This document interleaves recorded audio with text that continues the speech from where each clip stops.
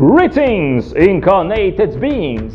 Welcome to the Atlantean Spirit. I am your host, Lord Ian Magnus, and today we shall talk about the journey of the soul and why you were once a mythological creature.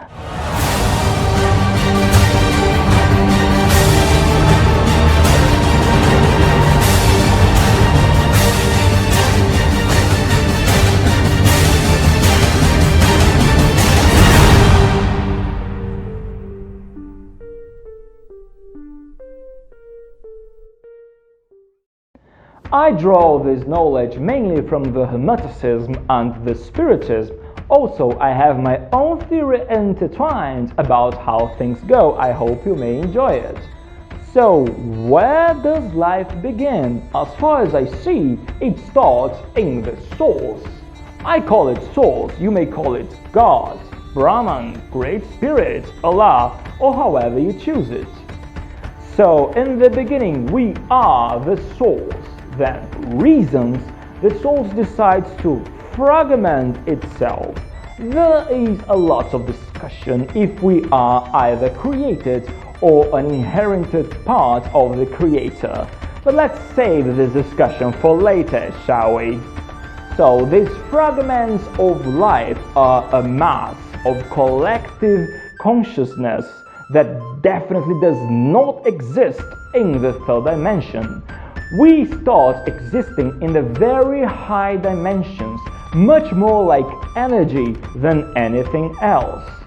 In time, guided by the cosmic engineers, which you may call archangels or gods. I prefer calling them gods.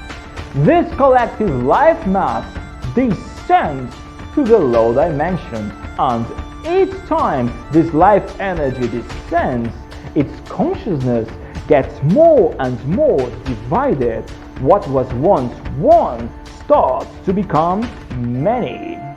This descension process continues for millennia until one day this alive energy can finally reach the physical world. Now, how is it manifested here?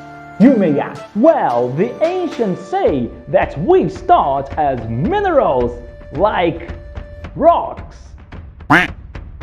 and from there we continue evolving to other life kingdoms. I am not sure about how literal this is. However, as far as I studied, we start as bacteria, and from there the descension finally stops. We remain as bacteria for millions, if not billions of years, until we are finally able to start the ascension process. And from bacteria, we finally go to the plant kingdom. Yes, I know, it doesn't look like it, but being a plant is a much more complex stage of life. They all do have a consciousness, only that non-temporal and way different than ours. Well, continuing the consciousness ascension, after countless eons, we can finally evolve into the animal kingdom. You can be an insect, a fish, a bird, a reptile, or even a mammal. Whatever animal you might become, don't you doubt that we are going to start pretty small and still with some sense of collectiveness. Only after another round of millions of years, we are gonna evolve into the animals that inhabited this planet in our prehistoric age. And what about the animals we call pets today, you may ask? Well, they are way ahead in the evolution, believe me. We remain in the animal kingdom until we become able to develop an ego and a constant stream of thought.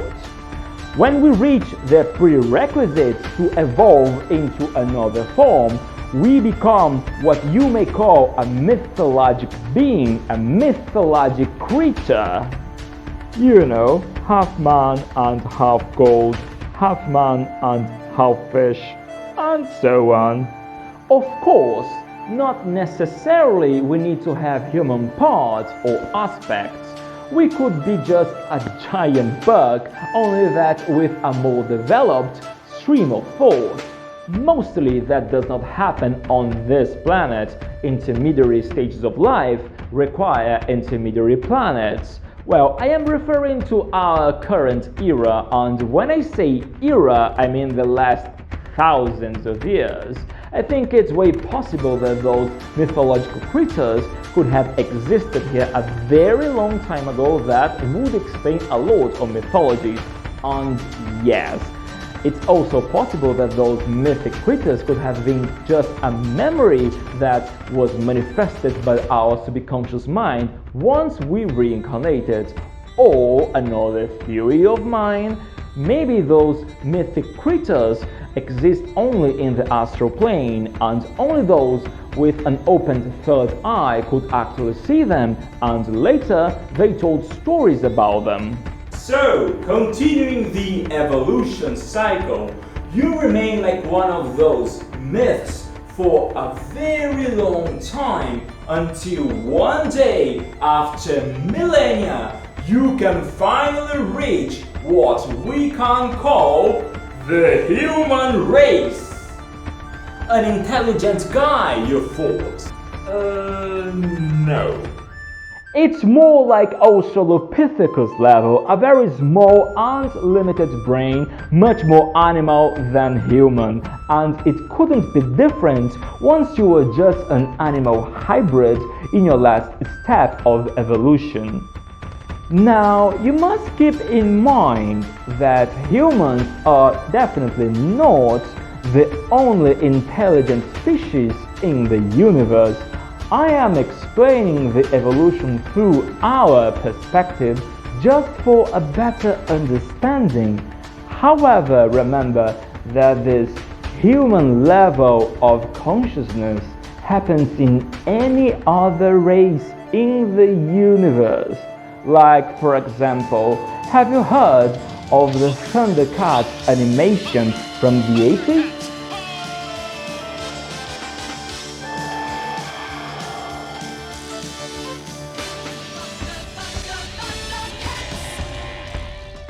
Actually, there is an alien race like that in the Sirius star system. Or we could go even further and say you might become a giant insect, only that a human level of consciousness.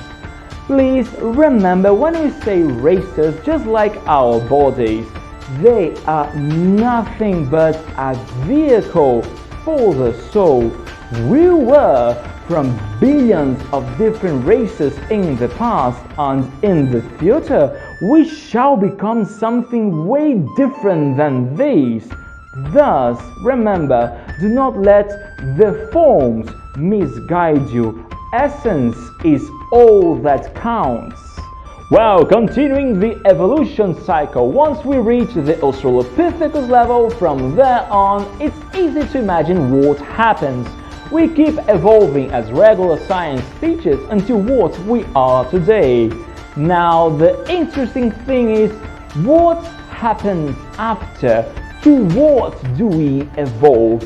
I could give the short answer here, but this is so much intertwined with the main reason we reincarnate at all that I simply must explain it further. Therefore, please check my next video in which I will explore the theme more in depth.